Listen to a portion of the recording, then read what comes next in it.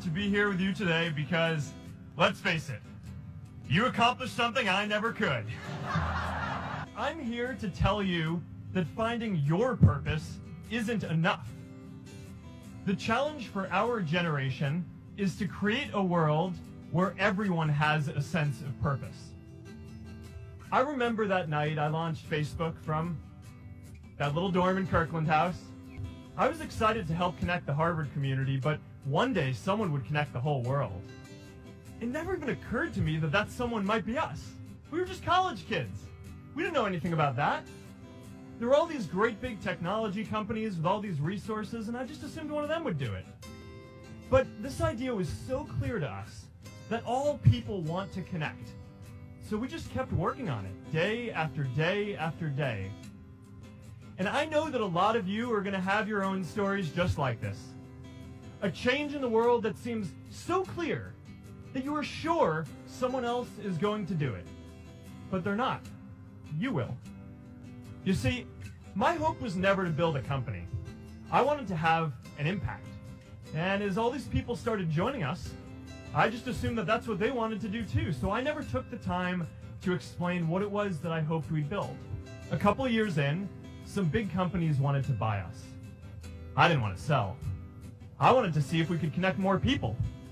And we were building the first version of Newsfeed at the time, and I thought, if we could just launch this, it could change how we all learn about the world. Nearly everyone else wanted to sell. One of my close advisors told me if I didn't agree to sell the company right now, I would regret that decision for the rest of my life. Relationships were so frayed that within a year or so, every single person on our management team was gone. That was my hardest time leading Facebook. I believed in what we were doing, but I felt alone. And worse, it was my fault.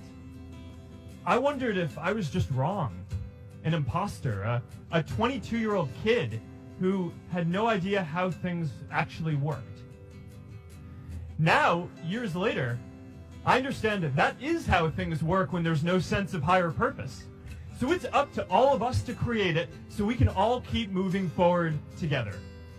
And now it's our generation's turn to do great things. Now I know, maybe you're thinking, I don't know how to build a dam. I don't know how to get 1 million people involved in anything. Well, let me tell you a secret. No one does when they begin.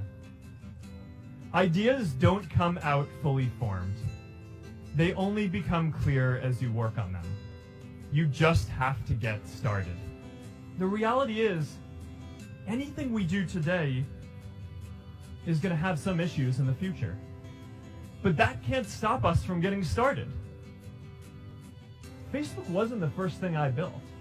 I also built chat systems and games, study tools and music players, and I'm not alone. The greatest successes come from having the freedom to fail.